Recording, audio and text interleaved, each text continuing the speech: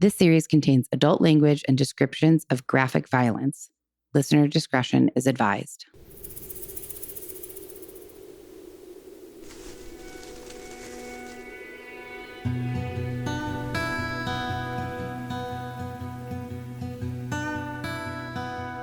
All right. Hello. Hello. Hello. And welcome back to Death by Southwest, the podcast where each week I share a different grisly murder story unique to the American Southwest, while my sister and co-host tries to piece together the clues and unravel the mystery behind each of these heinous crimes. I'm your host, Margot. And I'm Jenna.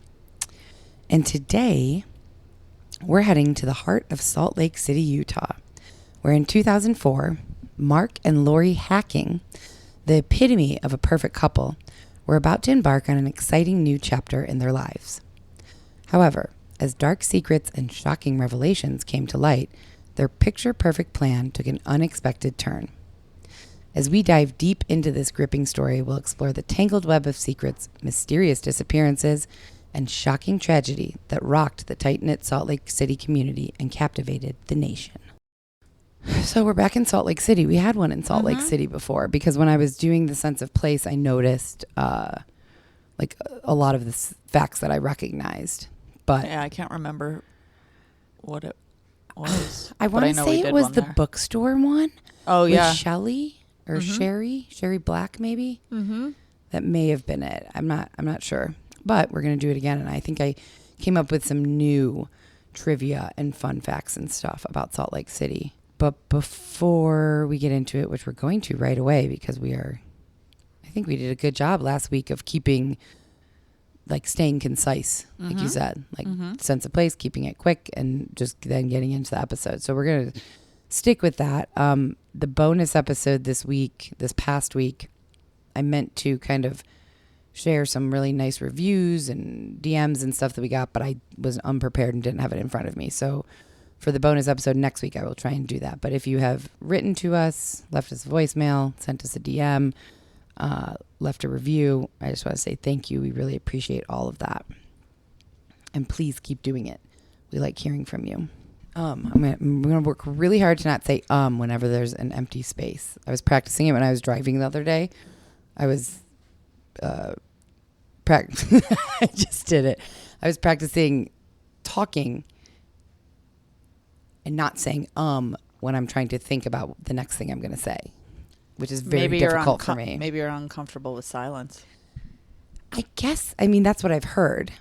I mean, I have no idea. Or it's just it becomes a habit, a thing. Yeah, I think it becomes a habit. And also having a microphone, even though I know I'm going to edit this, have something about having like a microphone in front of me and knowing that people are listening. Yeah. It makes me feel like dead air is just not ideal, but realistically I can just cut that. And also sometimes it's okay to have a moment. Well, dead air for a couple seconds, just the same, if not better probably than Better than for sure. It is a habit, because I just was going to say It really is a habit. Let's talk about Salt Lake City. Let's. Okay. So the population, again, even though we've done Salt Lake City before, I'm just going to run through some of the basics that we usually do. The population is approximately 200,000 within city limits, but the broader Salt Lake City metropolitan area, known as the Salt Lake City, I don't know why I have that as the Salt Lake City Metropolitan Statistical Area, has a population of over 1.2 million. Oh, that's a big difference. Big difference. So surrounding areas, suburbs of Salt Lake City it's proper. Pretty big. Yeah. The elevation is approximately 4,200 feet above sea level. The climate, it's semi-arid with hot, dry summers, cold, snowy winters. June to August, typically hot and dry. Winters are cold. Receives a substantial amount of snowfall, making it a popular destination for winter sports. Notable fact, Salt Lake City is the capital and the largest city in the state of Utah. It's located in north central Utah, positioned between the Great Salt Lake to the northwest and the Wasatch Mountain Range to the east. It's a central hub for transportation, and it's a well-connected major highways and major international airport is what makes it a hub for transportation. Did you know, I hope I'm not taking something from you, but and maybe we said it already, but the body of water, the most salinated, I think that's not how you say it, body of water is Salt Lake. Salt Lake. And I always thought it was the Dead Sea. It's much more. I looked up the statistics the other night because Michael and I were talking about something. Oh, and it is more than the Dead Sea? It's the most salinated body of water. Wow. Or salinic. I don't know. I think salinated sounds right, but I don't know. Yeah. Well, I'll look that up. But either way, it's the saltiest. Yes. By a lot. That's fascinating. Yeah, I did read that just like the Dead Sea, you can float very easily because of all the salt. Interesting. The city, Salt Lake City, is a major center for the Church of Jesus Christ of Latter-day Saints, the LDS Church. Lots of Mormons in Utah. Maybe not in Salt Lake City, but in Utah. So I have a few interesting facts before we get into trivia that I have for you. Oh. There's a monster in the Great Salt Lake. That was the headline of something that I found. And I guess back in the 1840s, some workers of a salt-producing company on the Great Salt Lake's North Shore claimed to have seen a creature with a crocodile-like body and the head of a horse swimming in the lake just off the shore. Allegedly, this creature made strange, bellowing, low noises and charged at workers who quickly ran for cover. Hasn't been spotted since, but it's kind of the lore of the Great Salt Lake, apparently. Kind of like Bigfoot or Loch Ness or... Yeah. So 2 very popular movies, I guess 90s movies were filmed there. And I'm going to tell you the line and see if you can guess the movie. You're killing me, Smalls. Baseball movie. This is the worst trivia. I'm so awful at movie. I'm bad at all trivia. A baseball movie. It has a big James Earl Jones. Is Madonna in it? No, James Earl Jones is in it. You're thinking about the right kind of time, though. And there's a big dog in a junkyard. Oh, the one with the kids? Yeah. You know it. I do. I can picture it. Shoot. Sandlot. Yes. Wow, you just gave me like every clue possible. So that was filmed there in the Rose Park, Glendale area of Salt Lake City.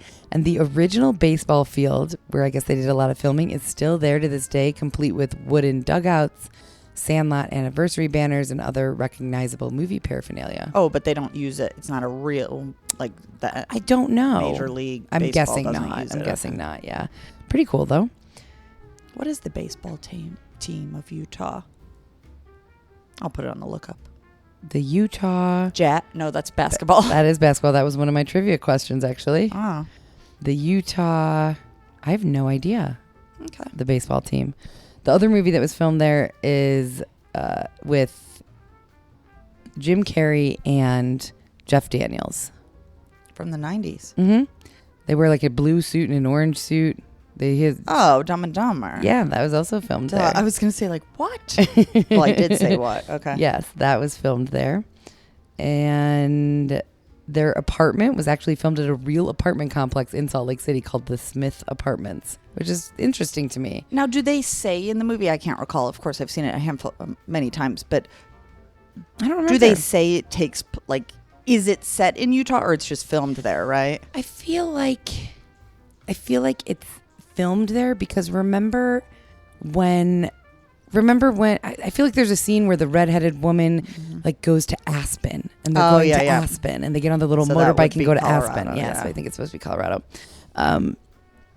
This was really interesting to me. There's a place called the Walker Center, and the Walker Center tower lights report the weather. And so it's this big tall building. I'll have to post a picture of it. I say that all the time and I'm not great at doing it. So I'll try to remember. But the Walker Center, it's this big tall building, and at the top, it lights up and tells you the weather. So the sign atop the iconic downtown high-rise, which is now over 100 years old, it reports the weather by using certain colors for certain weather conditions. Blue means clear skies, Flashing blue means cloudy. Solid red means rain. And flashing red means snow. Oh. So anywhere in the city, you could look up there and know what the weather is going to be, I guess. I wonder, I mean, everyone wants to know the weather or what it's going to be, or most people do. Mm-hmm. But also I wonder if it's helpful for people like, oh, are we going to be able to get on the slopes later today? Or Oh, whatever. yeah. Maybe. There is no Major League Baseball team in Utah. I just looked it up. Oh, good. Only minor league Okay. called the Salt Lake Bees. That's weird. Yeah.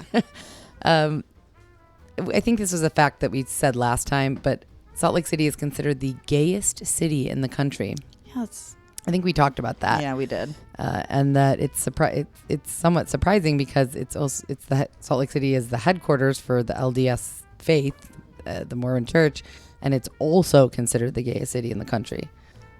Do we know, or do you know, I know there's an assumption there, which I make as well, but that people of the LDS faith don't support LGBTQIA+. I believe so. I'm going to talk a little bit about the LDS faith in a second. But I thought this was fascinating. The current mayor of Salt Lake City, Jackie Biskupski, is the first openly gay mayor in the city's history.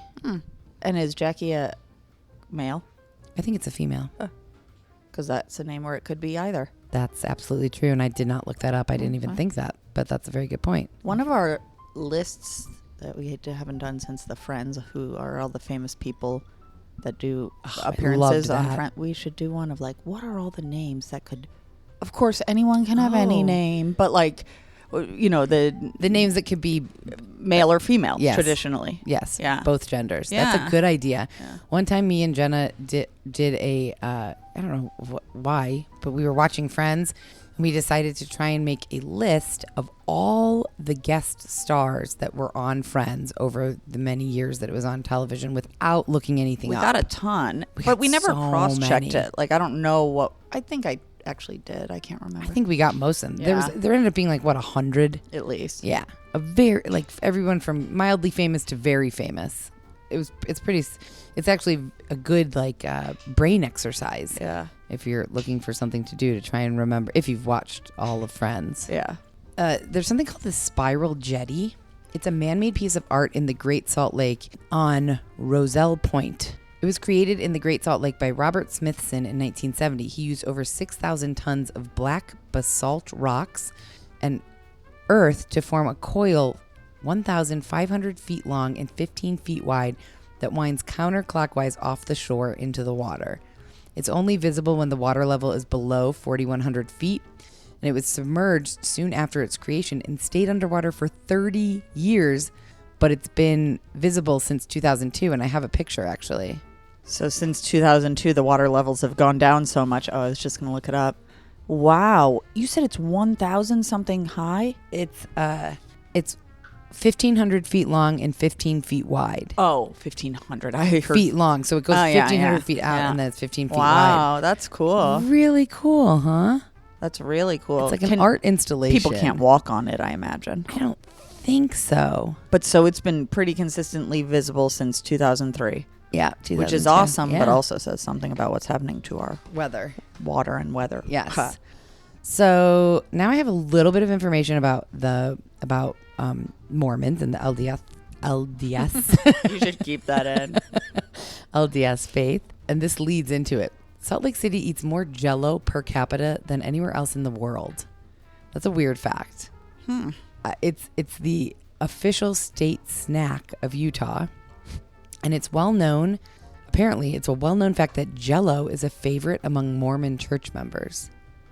It's been written, it's like such a strange fact that there's been articles about it in the Atlantic, Slate, and Business Insider. That's like how big of a deal it is. And no one knows for sure exactly why, but in 2002, the Winter Olympics were held in Salt Lake City. And there's always, kind of collectible memorabilia from each Olympics. And I guess this one was in Salt Lake City. It was a collectible pin that was a bowl of green Jell-O. And a pin, like you'd put on your belt or your shirt. Yeah. And so by memorializing this snack in the pin, it kind of helped, I guess, grow its popularity, and now it's just very popular. So it was already like the states or the city's I think so, snack, and then then it just grew in popularity. I thought you were going to say there was a special edition Jell-O box for when the Olympics were in town. That Maybe there was. But Maybe there was. And so then this leads into the next fact that I found. This is a direct quote, that Mormons for decades have consumed Jell-O as fervently as they avoid coffee. And I read that fact and I was like, all right, well, I don't really know that much about Mormons or the LDS Church. And so I wanted to just kind of get an overview of some of I know that there are rules you have to adhere to. So this is a very brief overview that members of the Church of Jesus Christ of Latter-day Saints abstain from consuming coffee as part of their religious teachings and dietary guidelines. It's rooted in the Word of Wisdom, which is a health code found in the Doctrine and Covenants, a book of scripture in the LDS Church. And it outlines guidelines for healthy living and spiritual growth. It advises against the consumption of certain substances, including hot beverages, which the church leaders have interpreted to mean specifically coffee and tea. Yeah, I was going to say drink tea. Oh, so it's not necessarily maybe about the caffeine in those things. It's about the hotness, which is odd to me. No liquor or that. No? Yes. No liquor, no coffee, tea, no alcohol, or any harmful substances. It emphasizes a diet rich in grains, fruits, and vegetables. And so then I wanted to know what else is in this, the Book of Mormon, the Bible, essentially. About the health code or just any of it? Just any of the rules. And so here are some, I just picked out a couple that were interesting to me. I've never heard this word before. Tithing. Tithing. I've heard it. I don't know what it means. It says Mormons are encouraged to tithe, which is contributing 10% of their income to the church. Wow. I've never heard that word. I had no idea. Modesty in dress and appearance. They promote clothing that's conservative, avoids extremes, and is in line with church teachings, which then leads into chastity and sexual purity. They believe in abstaining from premarital and extramarital sex, following the law of chastity. Sexual relations are seen as sacred and intended for marriage between a man and a woman. This makes me think of like when Real Housewives of Salt Lake City, I think, came out. I watched like 1 or 2 episodes here or there. And I believe, I can't remember what it's called, but they have underclothes that you're supposed to wear. Oh. That look pretty... Like to keep people from getting to your body? I don't know the purpose, but that's what it looked like. It's like under your clothes. It's like long... It's like white chastity belt, but not it's a like chastity underwear, belt. Yeah. but that's like long. Yeah. It's deters. That's the word I was looking for. Deters people from getting into your underwear. It's not so you don't wear a thong. Right. Yeah. Right. And then they value education. Brigham Young University is a huge university in Utah that is operated by the church. And that's I mean, there's a lot more to Mormonism, obviously. Oh, Jenna just showed me a picture. Wow. Mm-hmm. Yeah, that looks like big grandma underwear. Yeah, they call it a full body suit. Temple garments or Mormon underwear. Interesting. Well, if we have any listeners who are Mormon, I mean, I'd be curious to know more from someone who actually lives within that faith and community. So we're going to move on to a few trivia questions, and then I really just have a couple, and then we'll hop into the episode. I feel like this is an unfair trivia question, but the highest peak in Utah, do you have any idea what it's called? The name? Mm-hmm. Let me just make something up. Okay. Well, obviously, because I don't know it. I was going to say, how high is the peak? But that's not going to help me guess. 13,534 feet. I think that's kind of like what Mount Lemmon is. No, Mount Lemmon's maybe higher. It doesn't matter. Temple Peak. Good guess. It's King's Peak. Kind of within the realm. So this, obviously, we've talked about. The lake, known for its high salt concentration, is located in Utah and is a popular tourist destination. What is it called? Salt Lake. The Great Salt Lake. Yes. Oh, sorry. I didn't even realize that was a trivia question because... I know we've already talked about it. So we did talk about this on the last time we did Utah. We did Salt Lake City, that Utah has the greatest blank on earth. And I'll tell you, it has nothing to do with the lake. Does it have to do with food? No, it has to do with activities. The greatest skiing, snow sports, winter sports. You're so close. Cross-country skiing, snowshoeing. Snow. Oh. Wow. You really were there, though. It has the greatest snow on earth. And I think we talked about this last time, but it's so interesting to me. The Wasatch Front has a perfect combination of temperature and lack of humidity and frequency of snowstorms to make the powder so perfect and fluffy. It has a snow density of 8.5, which means the snow is 8.5% moisture, which is completely unique to Utah and why they have the greatest snow. And so if you drove like 4 hours, up the road to Jackson Hole, Wyoming, the snow is noticeably different, heavier and more wetter. So less concentrated, less than 8%, you think, or more? More, because it's wetter and Right. heavier. So Utah has snow that is like the perfect amount of moisture to keep it very light and fluffy and like, how they say like powder. The powder is perfect. Yeah. Or something. And then we also talked about this. So you're going to really have to go back in your back brain. No. The world's first blank is in Salt Lake City. And this does have to do with food. And it's fast food. The world's first, not Hardee's. I don't know why that came to mind. No. Burger King. What a burger. I'm just going to name all the fast food now. Cluck, okay. cluck. KFC? Yep. Cluck, cluck, cluck. I just moved my arms like a chicken because nobody can see. Colonel Sanders in 1952 franchised his recipe and restaurant. It was then called Sanders Court and Cafe. He franchised it to Pete Harmon, a friend from Salt Lake City. And Harmon opened the world's first Kentucky Fried Chicken at the corner of 3900 South State Street. It was originally named Harmon's Cafe. It is still a KFC to this day and has a big sign that says Harmon's KFC, as well as World's First KFC. I have a trivia for you because this came up in something regarding KFC came up in my Jeopardy game the other day. Okay. I got it wrong. Okay, so Colonel Sanders Sure. has a special Blend of herbs and spices. Oh, you probably saw it. No. How many? Oh. The number. A special blend of... Okay, so, yeah, how many herbs and spices? I know they say it in the commercial. Oh, they do? I feel like they do. Maybe they just say a special blend of herbs and spices. Special blend of over... It's under 20. 15. 11. Oh. Random. Yeah. Huh. Interesting. Well, there you go. That's it. That is my trivia for Salt Lake City. So, there you go. Yay. Yay, Salt Lake. Well, maybe not yay. Oh, I wanted to say something. I had like a thought in the middle of the night, the other night. Okay. I'm having like I'm not really having a moral dilemma. Okay. But I did we've talked about this a lot. Mm-hmm. I don't know. You may want to cut this and put it somewhere else. Like, we take this seriously and you research and we talk about facts and to the best of your ability, tell the murder story as you can find. Uh-huh.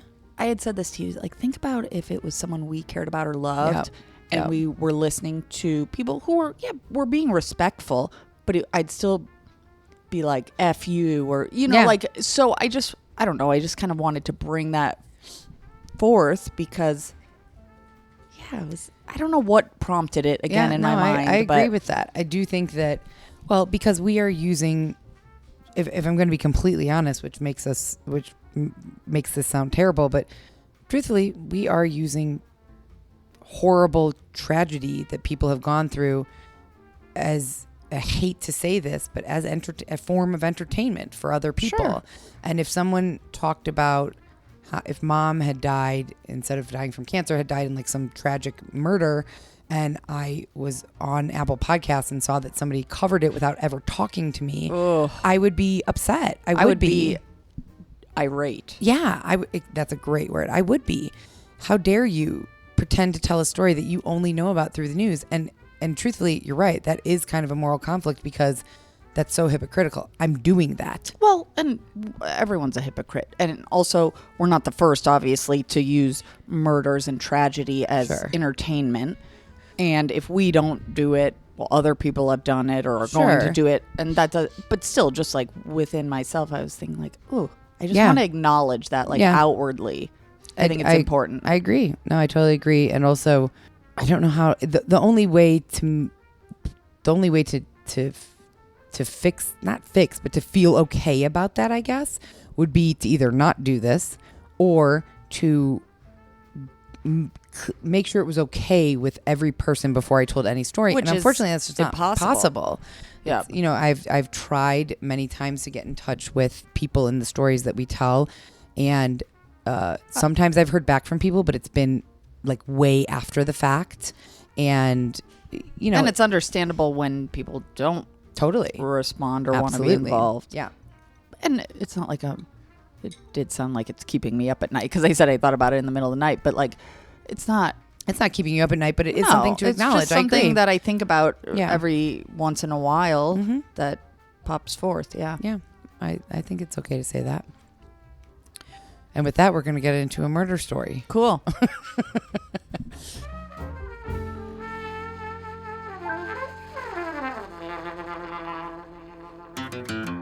Don't miss what happens next in today's episode. We'll be right back after a short message from our sponsors.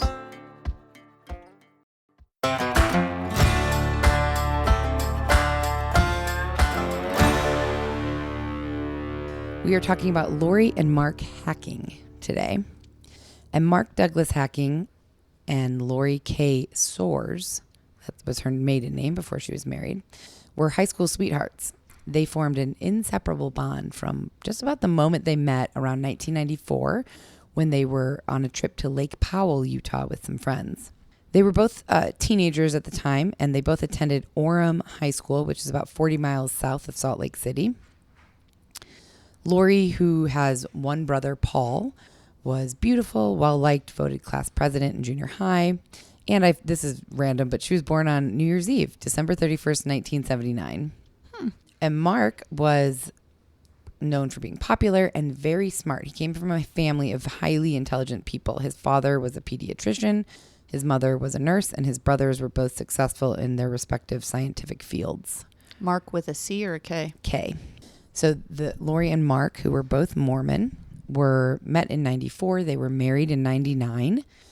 And over the course of their relationship, many of their friends and family spoke about the strength of their relationship, how well matched they were, how happy they seemed, and that they were very obviously close. When they were around people, they were a couple that just seemed like they were meant to be together. They were happy. They enjoyed each other's company. They were friends. They got married young, which maybe is somewhat common in the LDS faith. They were 20, or at least Lori was. Yeah, pretty young. Lori's mother, Thelma Soares, who we will hear about a lot throughout this story, said that Mark adored Lori and she adored him. Thelma said, "I couldn't have asked for a better son-in-law." Lori used to call him my big old teddy bear, and he kind of does look like that. He's a big guy. Lori's mom and Mark used to sit down and complete crossword puzzles together. He always helped her put the Christmas lights on her tree every year. And she said that he was a kind young man who would help anyone in need. She said that he would always stop on the freeway if he saw people who had like a blown out tire or whose battery died. Anyone who was stopped on the freeway, he would stop to see if they needed help. Even though Lori was like, "This is dangerous, don't do this," he still did it. And Lori's mom said that he's just a good kid. Brian Hamilton, who became friends with Mark when they started working together in the children's psychiatric unit of a Salt Lake City hospital, said, "We would always joke around with Mark, like, how'd you get such a cute woman?" Everyone kidded him about that because he was just like this goofy dude. You know, he was just that goofy guy. He loved to entertain the kids at the hospital because he was so goofy. Was he a psychiatrist, do you know? He was not. Oh, he just worked. He did something. I think they were volunteering, to be honest, to I assume. That's interesting. I don't often ask that question. Maybe but that's a question I like. What did he do for work? We're getting there. Oh, okay. So Mark was always described in his later years, in his adult years, as outgoing and romantic, while Lori was often thought of as private and practical. But despite their seeming kind of personality differences, they were very deeply in love, as I said. And after 5 years of marriage, they had some exciting plans for their future. Mark had recently graduated from the University of Utah with honors and had been accepted to the University of North Carolina Medical School. And Lori, who worked as a stockbroker's assistant at Wells Fargo, recently found out that she was 5 weeks pregnant. I thought that's where you were going with this. Okay. The two were ecstatic about their future and were planning to relocate to Chapel Hill, North Carolina for Mark's medical school. They were planning to move in the next few weeks after finding this out, kind of where the time when this story takes place. So Lori in particular could barely contain her excitement. She was just thrilled about all of this. They were excited to be pregnant. She was so happy for Mark getting into medical school. She gave her 2 weeks notice at Wells Fargo. She was going to find another job in North Carolina. And on Thursday, July 15th, 2004, she sent out an email to some of their friends, including the Hamiltons, this Brian who worked in the children's ward. So the Hamiltons were close with Lori and Mark. Mm-hmm. So she sent out an email to her friends to send them their new address. And they were still several weeks away from moving. But they already had a place locked down. They had a place locked down, and she was just so excited. She wanted to send her new address to everybody. She was thrilled. But Lori's kind of uncontainable excitement wouldn't last long, because less than 24 hours later, she would receive information that would change her and Mark's lives forever, with her excitement quickly being replaced by confusion, anger, and feelings of betrayal. Oh, where my mind went, I don't think is where this is going. Oh, where'd your mind go? She lost the baby.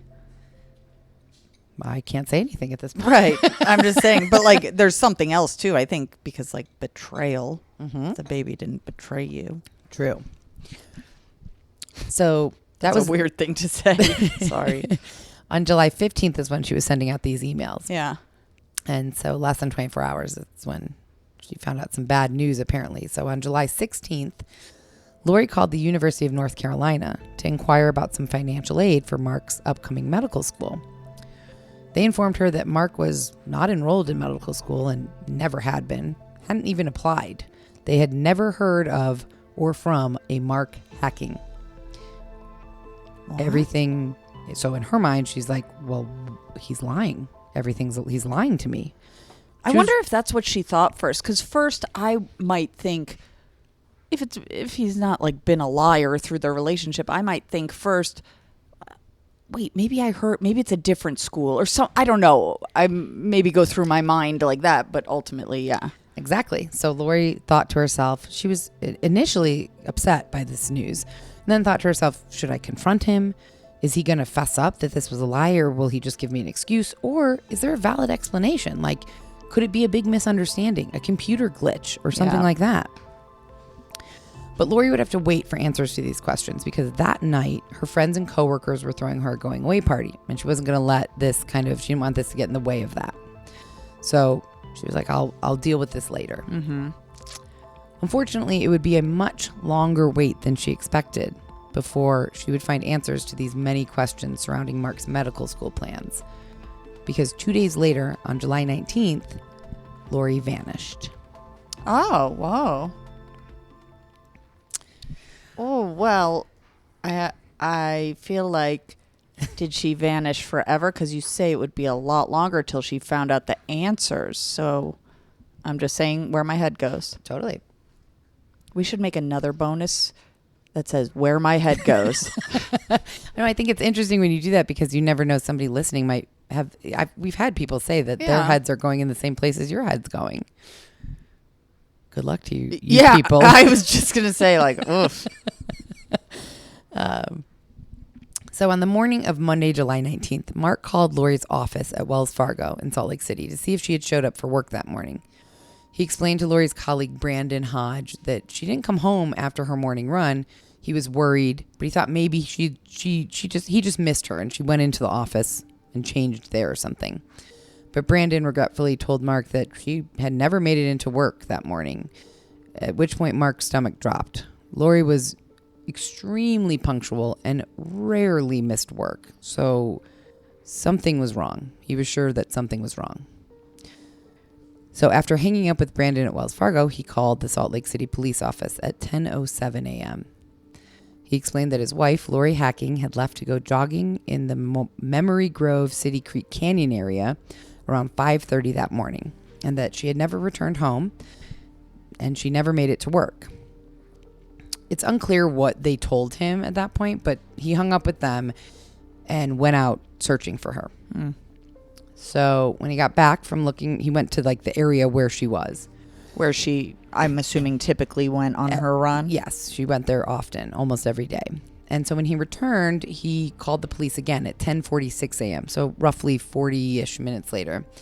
And he said that he went and he ran the jogging route, the 3-mile jogging route that she usually took, and no sign of her, but he did find her car parked near the entrance of this Memory Grove park where she always ran. Which would make sense that that's where her car was, but Sure. That's also probably Concerning. Made his concerns go sky high.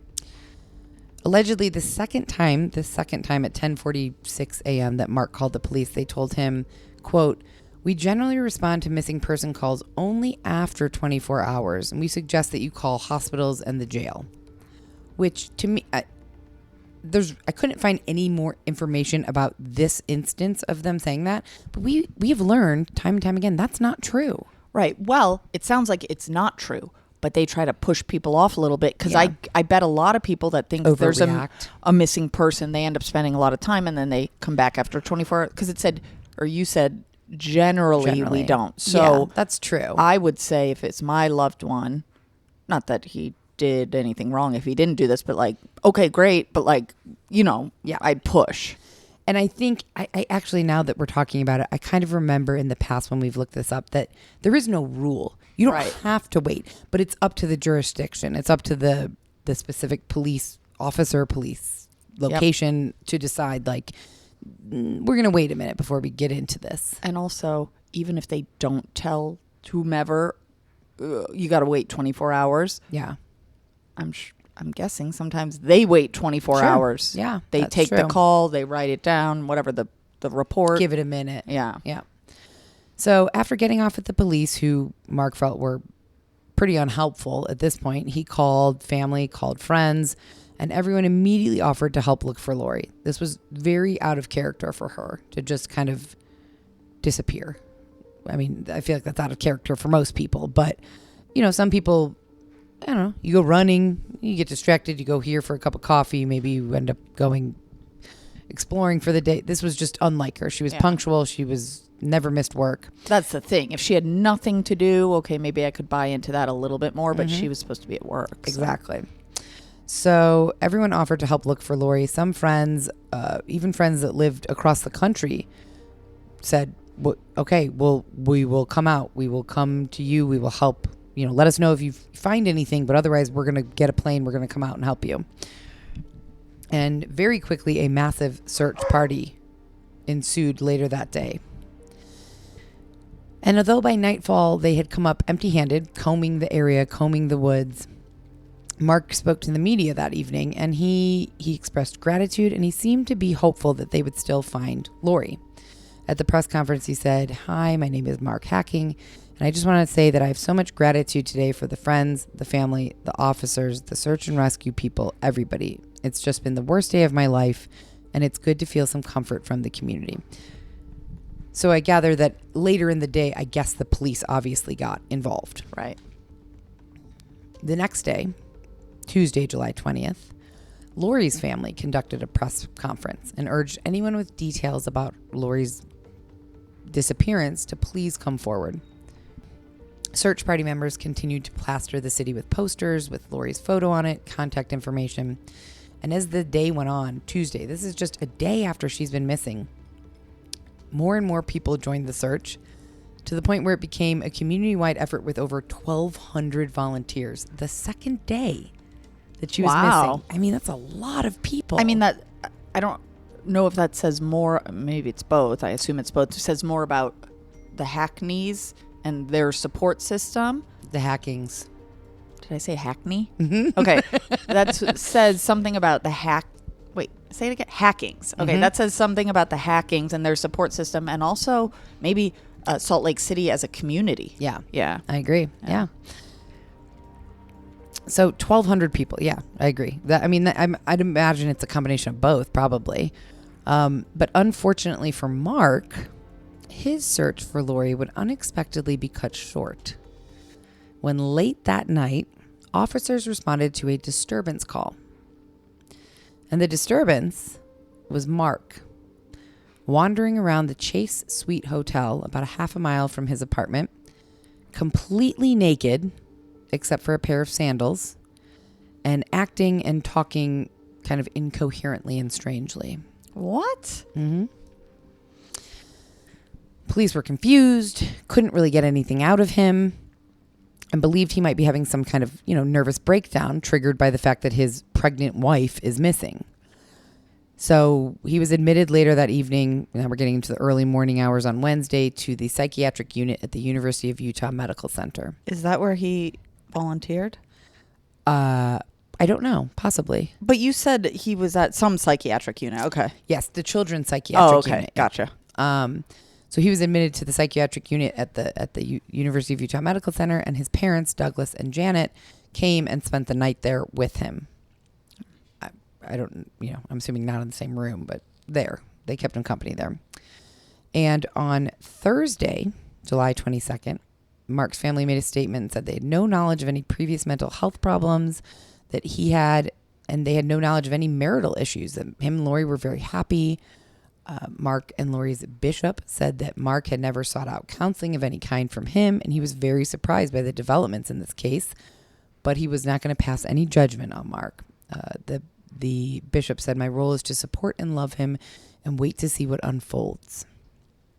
It's also interesting that we now know this piece of information that his parents and the bishop and whomever else did not know, that Lori had kind of found out something odd, that he really wasn't admitted to that school. Yes. Unless it turns out it was a total misunderstanding. Right.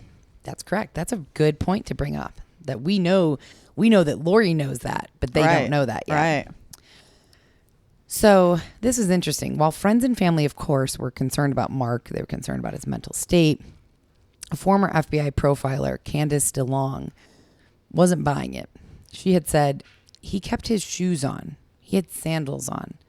That's generally not something we see in someone who is truly psychotic or had a breakdown. If they took everything else off. He's walking around sandals naked. Are the easiest to take off. Right. But he had his sandals on to protect his feet. Right. Yeah. He had some cognizance there. Yeah. Furthermore, on Wednesday, while Mark was in the psychiatric ward, investigators discovered some truly disturbing information. As it turned out, Wednesday, July 21st was a day filled with shocking revelations. As the search for Lori continued, detectives began investigating Lori and Mark's apartment, looking for any potential evidence that might help point them in the right direction and shed some light on where Lori was. Detective Kent, the lead detective on Lori's case, was at the Hacking home during this search. And what he came across caused him to question the fact that everyone was saying Mark and Lori were practically perfect. They had no problems in their marriage. They never fought. That's what everyone said. That's what Mark was saying. And his parents and her parents, everyone was kind of backing that up. And Detective Kent said, when asked, what did you find, that initially tipped him off to think, maybe this marriage isn't so perfect, because no marriage is, obviously. Mm-hmm. He said he found, and he put this in quotes, "I screwed up and you're mad at me" flowers. And in a vase with this huge expensive bouquet that told me at this point, it's not always perfect. That doesn't mean that much, but it means that, of course there was a fight. Somebody did something wrong. These huge, please forgive me flowers. I wonder, was there a note that said, I don't know. because it could have also been their anniversary or something. That's true too. That's an assumption. But I already knew made. that it wasn't, I already knew that it wasn't perfect because, like you said, no relationship is. Yeah. But I guess when people say that about some couples, maybe they are as close to perfect, or like they're really good, you know. And I think that that's what they were. Yeah. Okay. You know, that they were generally happy and generally liked each other and were very excited to be pregnant and all the things. So that was his initial thought, is like, these are flowers that you get somebody if you fuck up, basically. While they were searching the house, they also learned that Mark had been lying to Lori about medical school. It seemed that, based on what they found in the apartment, that Lori had confronted Mark the evening before she went missing. Oh. Because they found a handwritten note that she had composed, informing Mark that because of his lies, she could no longer be with him and was planning to leave him. Lori wrote in this note, "I hate coming home from work because it hurts me to be home in our apartment. I can't imagine life with you if things don't change." But it was unclear whether Mark had ever seen this note. That's what I wanted to know. Like, she wrote it and put it wherever they found in it. The spare bedroom. Yeah, had he seen it? We don't know. You don't want to miss what happens next in today's murder story, so don't go anywhere. We'll be right back after a short message from our sponsors.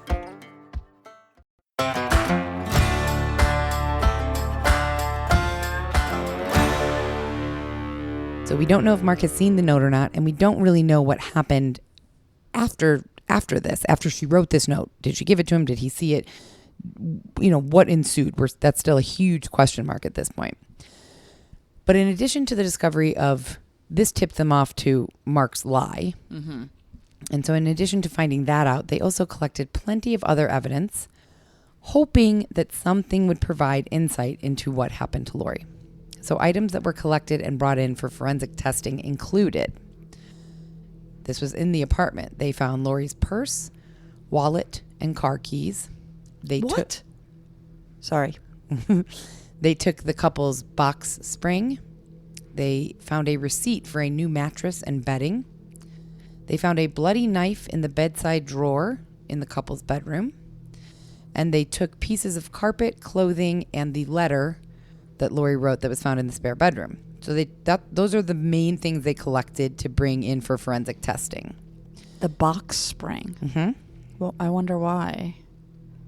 You will find out. The evidence collection didn't just stop at their house, though. They went further than just their house. And I truthfully am not sure what, because they kept a lot of this very under wraps. So I'm not sure what led them to looking for evidence beyond the Lori and Mark's apartment, but they did. And they collected the contents from a trash bin outside of their apartment. But that belonged to them? It was an apartment, so it was a trash bin, I believe. A community one, I believe. Or whatever.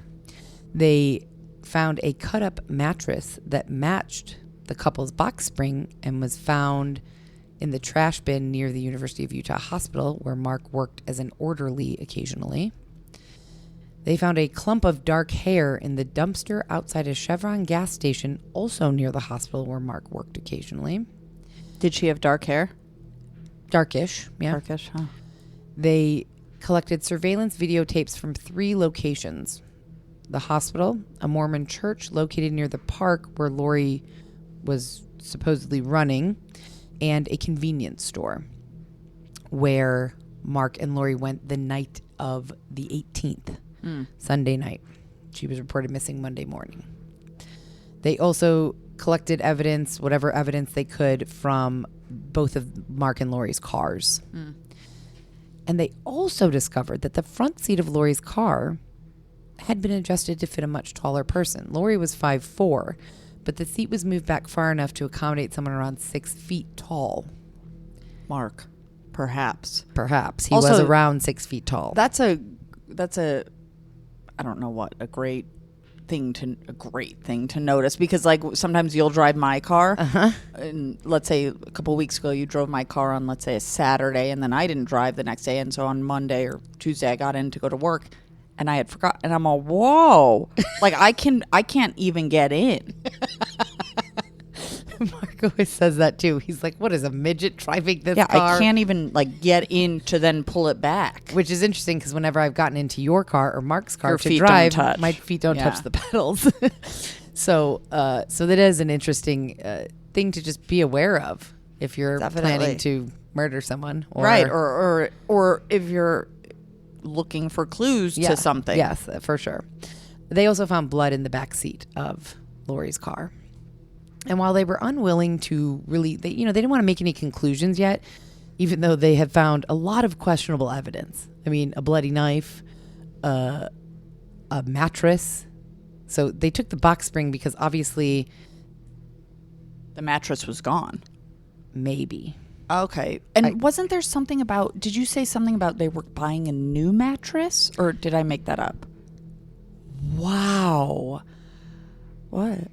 Oh, I was going to say, wow, how'd you know that? You're No, psychic. you had already said no, that, I said right? a receipt for a new mattress Right. and bedding. Yes, okay. correct. And then they found a chopped up mattress Mattress. that matched, not necessarily theirs, who knows, Right. but matched the size or the make Yes. and model Both. of, yeah. Yeah. So this is all very suspicious evidence, but they weren't going to make any conclusions, but they were definitely at this point beginning to doubt how worried Mark actually was for his missing wife and if he had potentially something to do with this. Yeah, I'm interested in, maybe you don't know or no one knew, but like, how's Mark doing right now in this timeline? Like, what's up? He's in the psychiatric ward. Right, I know, but like, is he talking? I want to know that. I get you don't Sure. know that, but Well, investigators decided they were going to dig a bit deeper into Mark's life. And as they did, their doubt about his involvement only grew stronger. Or lack of involvement grew stronger. I think I said that wrong. Their doubt about his innocence only grew stronger. Police found out that not only had Mark not gotten into medical school, but he had never even graduated from college, from undergrad. Apparently, he had stopped attending classes at the University of Utah about 3 years prior. And at the time, Lori, her family, and Mark's family all were aware of this. oh, everyone knew. Years ago, several years ago, he stopped attending classes. And this is how that kind of went down. It's going to make sense when I explain it. Mm-hmm. It's a bit blurry. But basically, Brian Hamilton, remember Mark's friend? Mm-hmm. He was talking to the police. He remembered this. And he said, oh, yeah, I remember this when him being enrolled in undergrad was brought into question. Brian said his mother called Lori and Mark's house and left a message asking why he wasn't enrolled in school because she had attempted to pay the tuition and the school told her, oh, he's not enrolled. And Lori got home first, heard the message from Mark's mom about, why aren't you enrolled in school? I tried to pay your tuition. And when Mark came home, she immediately confronted him. Wow, a couple of people in Mark's life have had this similar interactions with educational institutions. Well, yes, so when Lori found out about the medical school, that was now the second time that his education was brought into question. So this is, again, several years ago, the first time she confronted him. Apparently, he got in his car and just drove away. And several hours later, she didn't know where he was, hadn't heard from him. She called Brian, the Hamiltons. She called Brian's wife, hysterical. They tried to calm her down. She eventually found out that Mark had checked into a hotel about an hour away. Was it the Chase Suite Hotel? It was not. Oh. That would be very funny if it was, though. And Brian's wife, Jennifer, has been quoted as saying, we didn't really think anything of it because the next day, Jennifer talked to Lori and said, yeah. And Lori said, yeah, I went to the hotel. We reconciled. We made up. Everything's fine. And the way that it ended up kind of playing out, and the way that Mark played it off was that, it was a misunderstanding. There was a mistake. He had forgotten to register fully, or his registration hadn't gone through. And, of course he was enrolled in school. And that's what everyone thought. Basically, he said, whoops, I forgot to do it by the date, and I'm about to do it and rectify it. Exactly. I wonder if he ever did. Exactly. Well, everyone believed. I mean, that was feasible. Sure. For anybody the first time. Totally. Exactly. So, Brian was quoted as saying, we thought he went back to school. So did Lori. And so did Lori and Mark's families. But unbeknownst to them, it was all a big facade. He convinced them that it was a registration mistake and continued with his elaborate lie. He pretended to go to class. He pretended to study for tests. He even had medical textbooks that he left around the house. He had Lori quiz him on things in the textbooks and studied hard for these tests. Lori frequently would come home and see him reading these textbooks and highlighting them and taking notes. He even went as far as to send out fake graduation announcements. And everyone believed him. He put on a good show for many years. But you know what's interesting is if it's true that he never went back to undergrad or whatever, either one, when he sent out the graduation invites, wasn't anyone like, are you attending graduation? There was just announcements, not an invite, just an announcement like, hey, I'm graduating. I wonder, and this is easily, a lot of people don't want to go to their graduation, but if I'm Lori, I'm asking like, don't you want to go? Shouldn't we get you a cap and gown? And he probably just said, no, I don't. I'm not interested. I don't know, but I would assume. Yeah, exactly. Lori's brother Paul said, I remember the last 2 or 3 years he was extensively preparing for medical school. He even went so far as to fly to Manhattan, telling Lori that he was interviewing at different medical schools and staying with his cousin. He apparently got up in the morning, put his suit on, and his cousin would drive him like to Columbia so he'd know where it was at. And he would get out, pretend like he was going to do an interview, and come back a few hours later and talk about how well the interview went. And all of it was an extensive, elaborate lie. So coincidentally, while police were uncovering all of this and all of the lies that Mark had been telling, Mark decided to come clean with his parents. While he was in the psychiatric unit? Okay, that was a question of, okay, so his undergrad was a whole big lie. His medical school was a whole big lie. Mm-hmm. Did anyone ever find out the undergrad was a whole big lie? Not until right now. Okay, yeah. Okay. So the police now know. Mark doesn't know that the police know. Right. So that's why it's kind of coincidental that he decided to come clean to his parents. His parents were there at the hospital. Apparently they talked all night, and he confessed to lying about his undergrad, lying about medical school, and claiming that he did it because he felt a lot of pressure to measure up to his family. So he just made up these stories. And Mark's father, Douglas... I'm just waving at Kat, sorry. Oh, that's fine. Mark's father, Douglas, said, he talked a bit about his deception to us and how it kind of got started several years ago.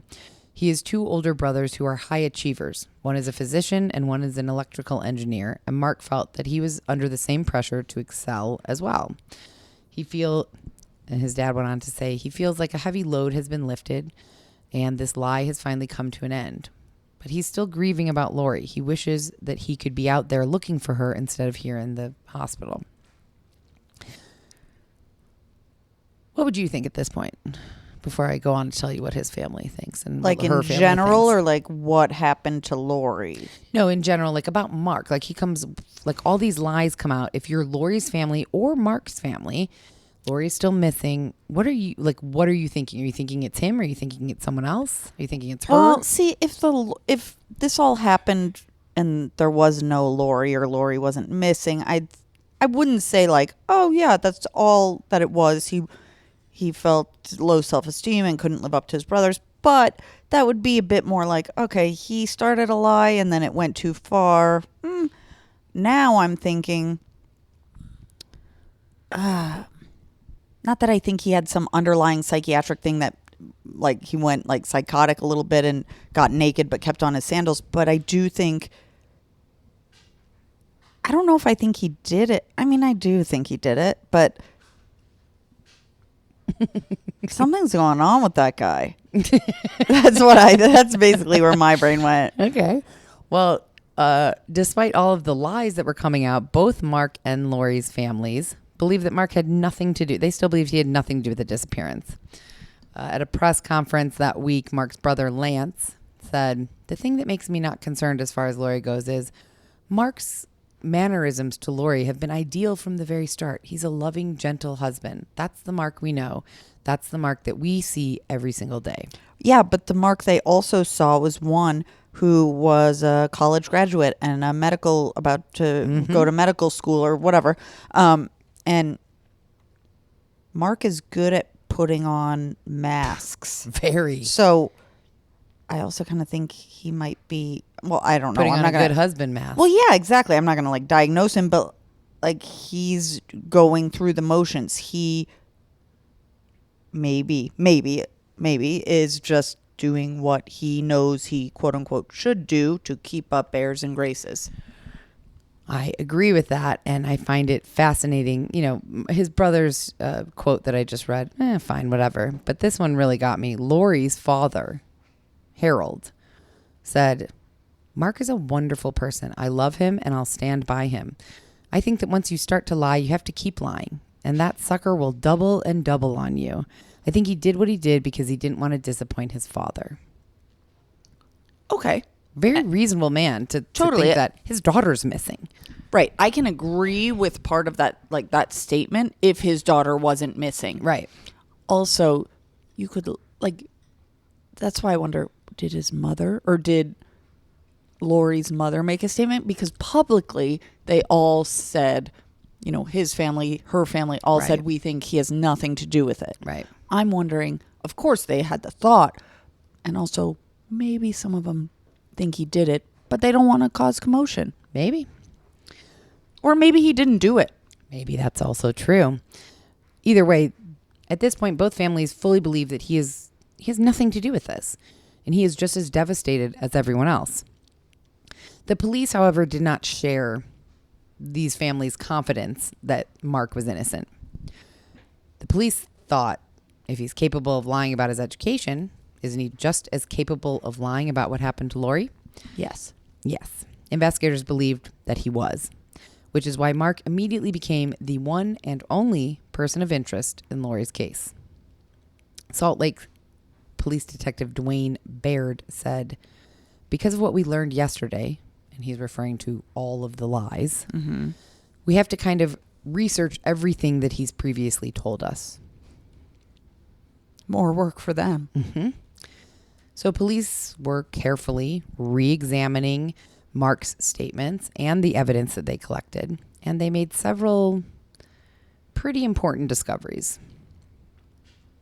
They discovered that between 9:45 and 10:23 a.m. on the day that Lori went missing, which is the exact time pretty much that Mark said he was searching, he was out running those 3 miles looking for Lori. Turns out that he was actually at a local store buying a new queen-size mattress. How did they get that? By, cameras? The time stamp on the receipt. Oh. Because this was 2004. Mm-hmm. There were cameras. There were cameras, certainly. I don't know if there were not cameras near as many. And I don't know if there was cameras at the local bedding Right, store. not near as many. And also, but they found that receipt, remember? Yep, they have cell phones, not as up. Not as GPS. Yeah. Not as GPS. Not as good at tracking our every movement as they are now. They also, and I think you thought this in the moment, but you didn't want to interrupt, which I appreciate because I wanted to like wow you with what I'm about to say. But I think you thought this already. So the other piece of evidence that was very troubling to them was that Lori's car keys were in the apartment. So, tell me what your train of thought is. I'm sure it's... Well, I remember you said her car was parked at the kind of entrance of the park or where she used to go running. Yep. Yet her car keys were at home. So my mind goes to, if I'm thinking it's her husband, well, he just did whatever he did with her, to her, and then drove her car. She never went running, maybe. He drove her little car over, big car, whatever, over there, parked it, and failed to leave the keys. Well, no, not failed to leave the keys. Failed because he left the keys in the home. Right. He right. If that's the case. I don't know. If that's the case, or whoever, maybe it's at this point, maybe it's a friend, maybe it's a brother, maybe it's a cousin. Who knows? Also, you're not fooling anyone. I'm not saying I know it's Mark. Well, I hope it's not. All signs are pointing to him. Right. So whoever's listening is right now, at least, if they're anything like me, or just hearing, it's adding up to, I think it's Mark. Right. I kind of hope it's not. Well, the police thought if her car, exactly what you said, her car was found at the park, if she had driven to the park to go jogging, you would expect that her car keys would be with her when she disappeared, and they were not. Or don't some people put them under like the tire Yeah, I used to do thing? that all the time. I used to do that. I just stick it on the tire. Right. So, but they were at home. Either way, they wouldn't be. Her car wouldn't be there with the keys at home. That means somebody dumped her car, obviously. And of course, they're looking at Mark. All of this amounted to this one conclusion. Oh, now I'm starting to think it's not Mark. Mark played a role in Lori's disappearance. That's what cops believe at this point. Mm-hmm. And unfortunately, with each passing day that Lori remained missing, the police also thought that it was becoming increasingly likely that she was not just missing, she was dead. Well, I wanted to ask this earlier, and you may still be getting here, but the blood on the knife and where in her car, did they do whose blood?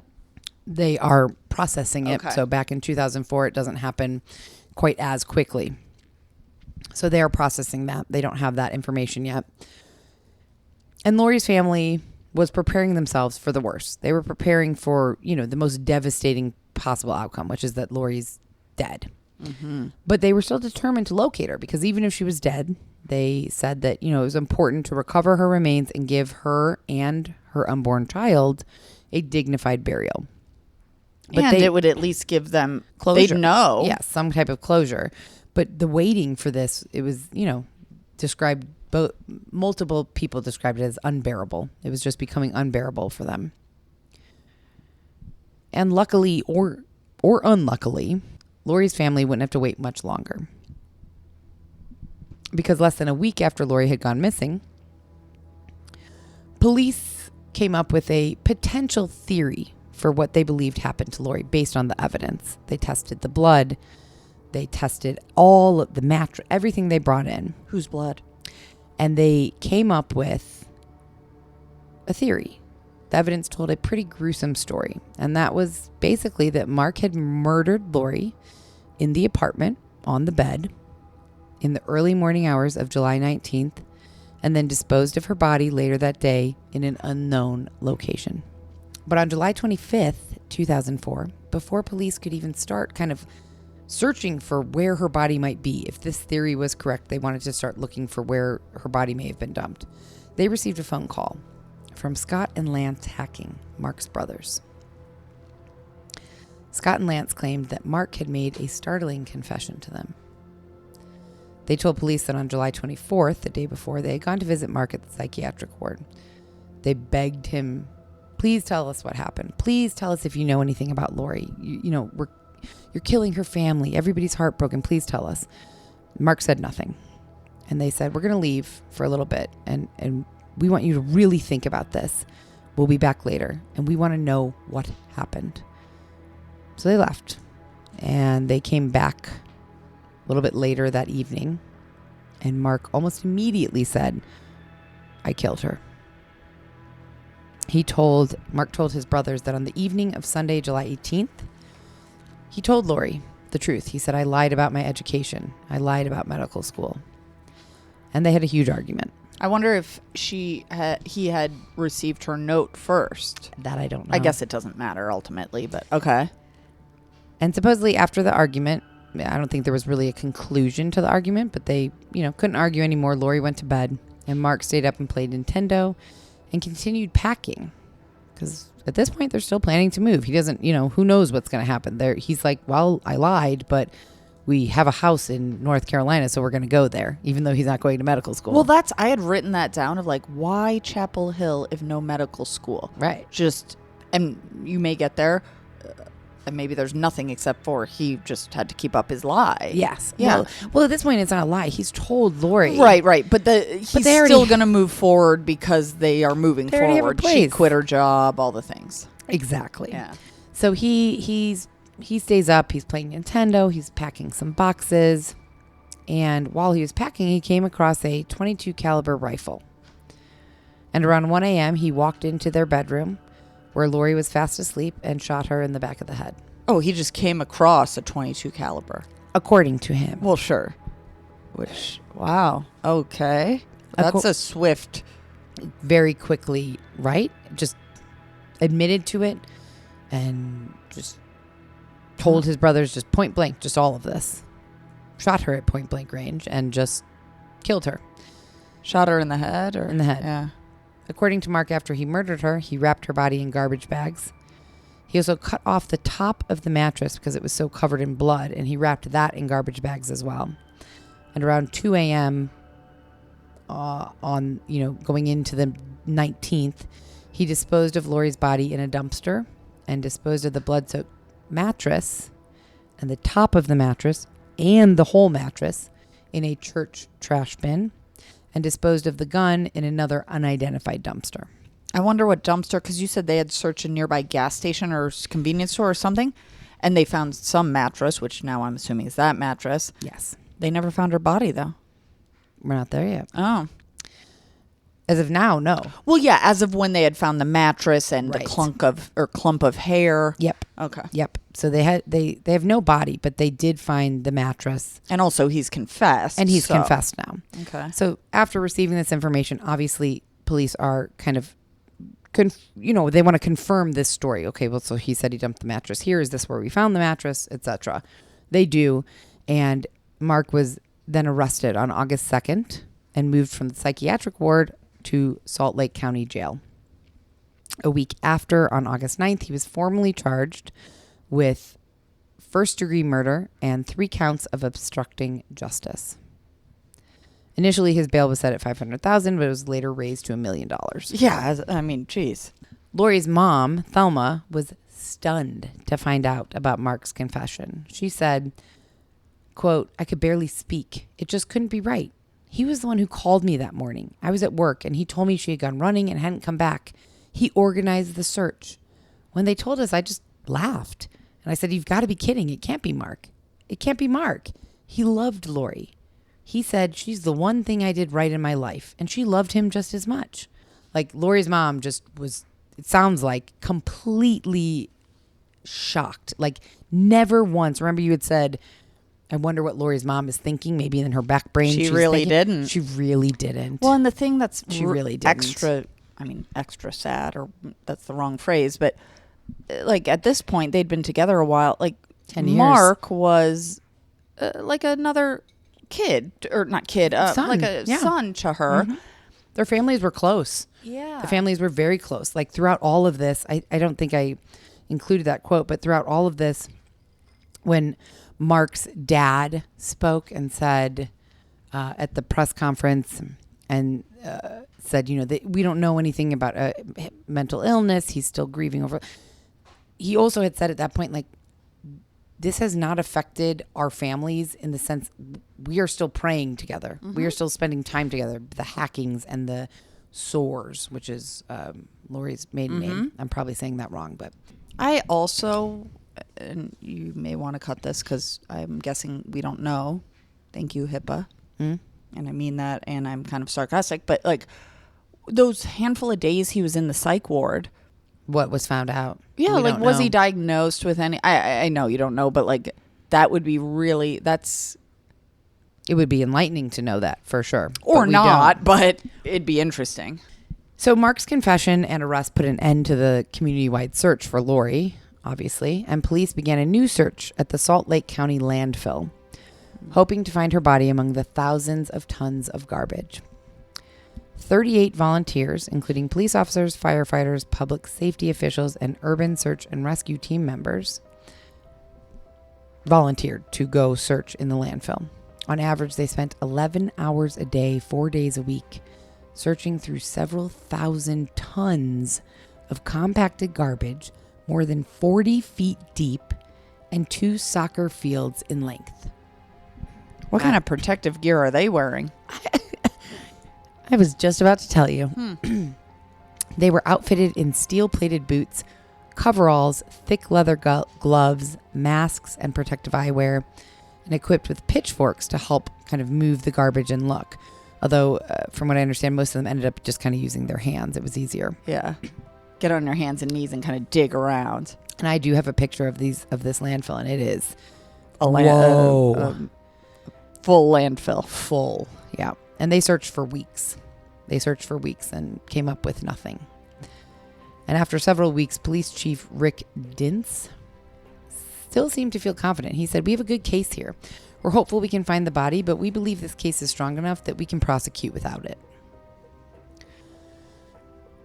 And they did. They chose to do that. Initially, the prosecution team planned to seek the death penalty for Mark. They were going to go ahead and prosecute this case even without a body, but they ended up filing a first-degree murder charge instead due to the lack of a body instead of looking for the death penalty.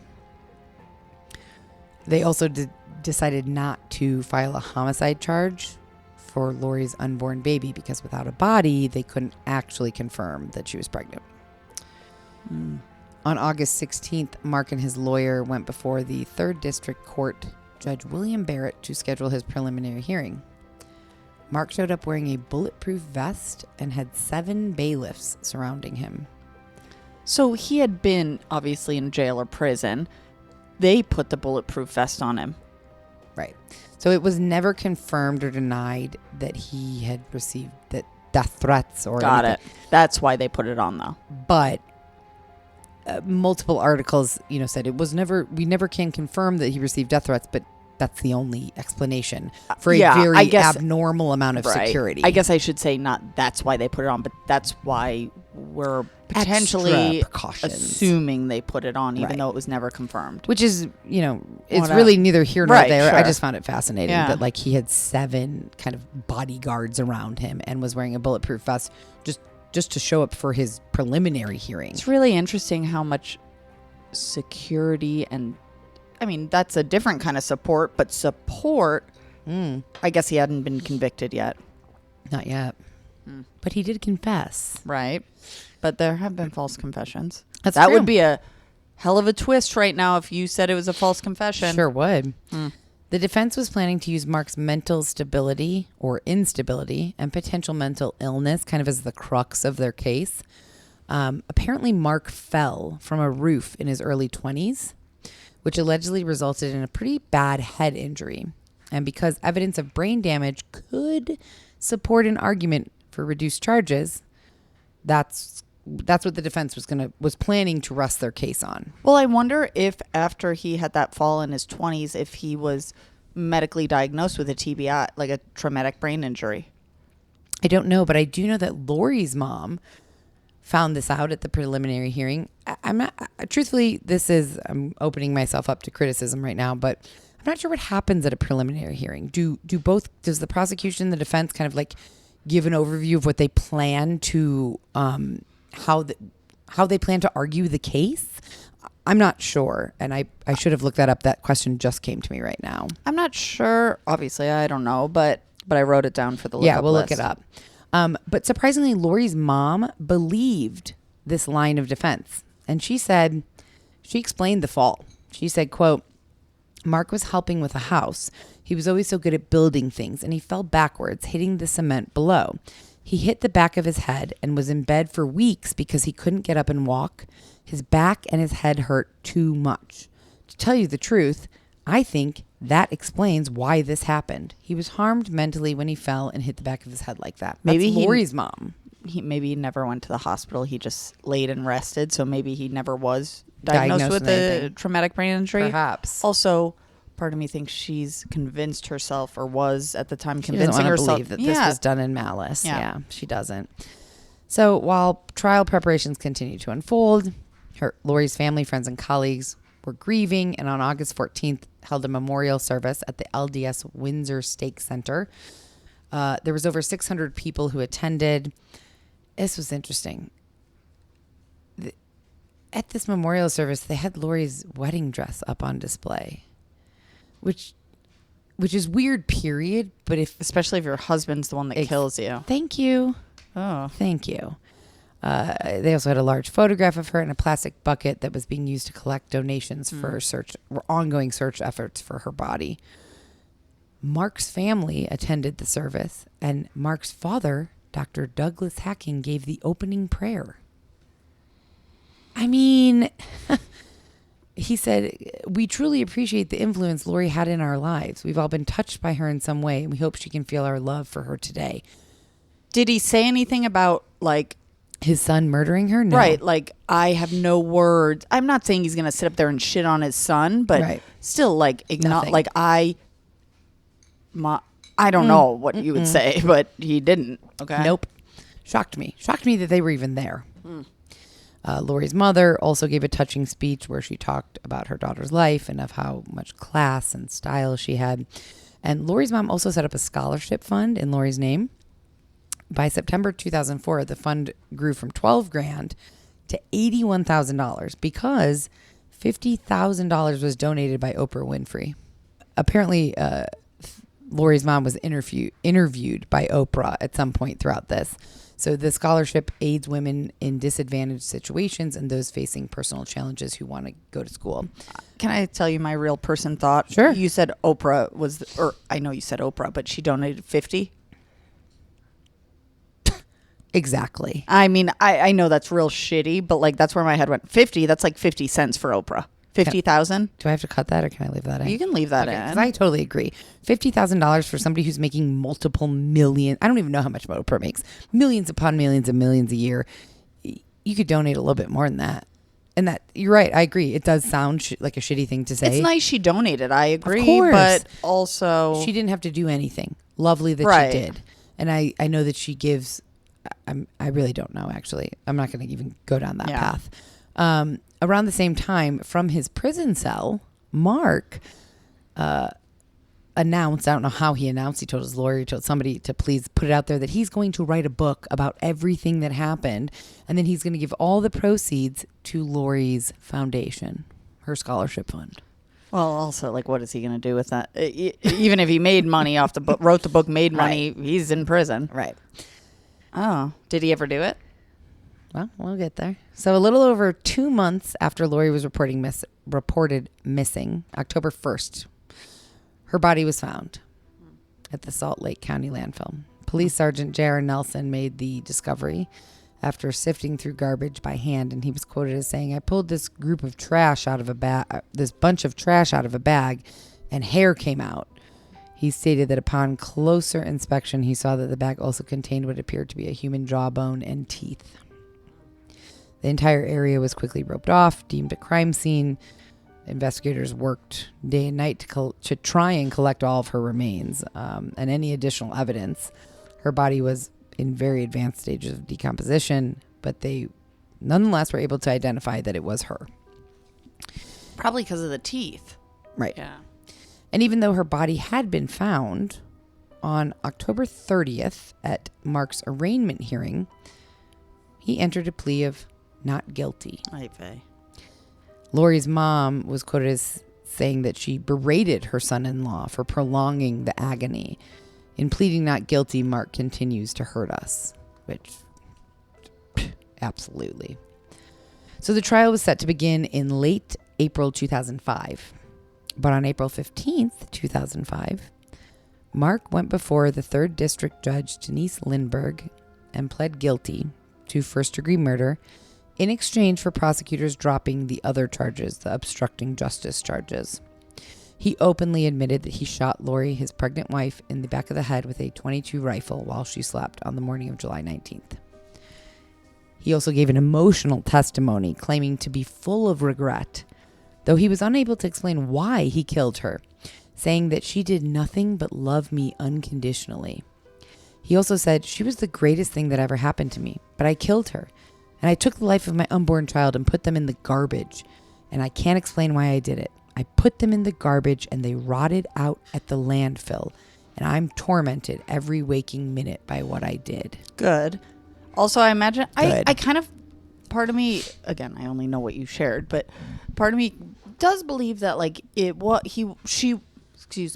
of me does believe that Lori was, like, the best thing he ever did or the one good thing. He really loved her. And then when the lies came out, he Panicked. felt so much shame that it was almost like, I can't face this, I guess. Yeah.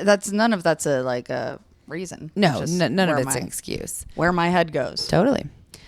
On June 6th, 2005, so he pled guilty, admitted all of this late April, or April 15th. By June 6th, at his sentencing hearing, he was found guilty and sentenced to 6 years to life.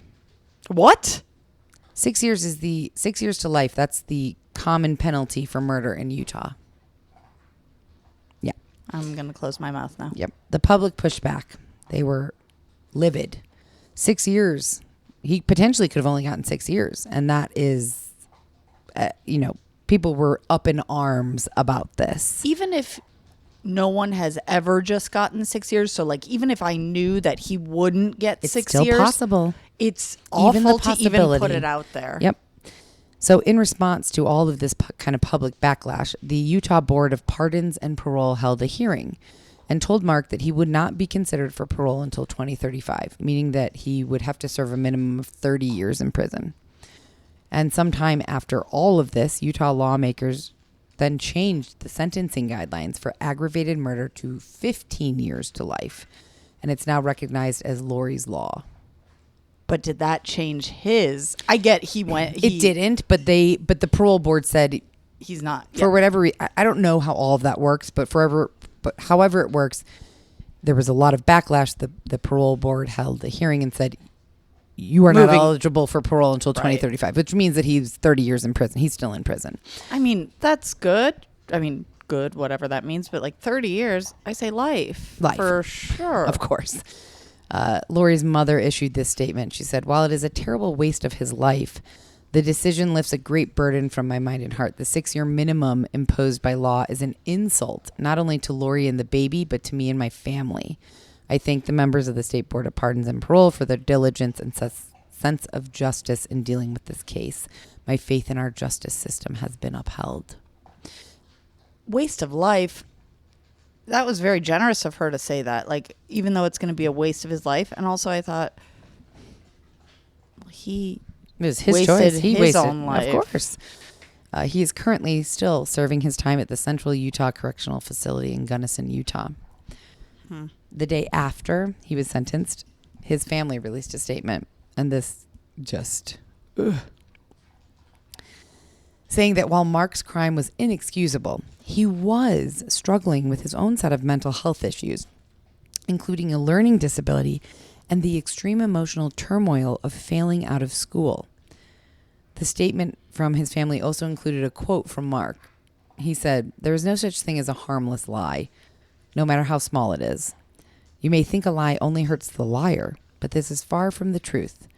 If you are traveling a path of lies, please stop now and face the consequences." Thank you, Mark. Let me take advice from you. Exactly. Jesus. This is just a little bit more information.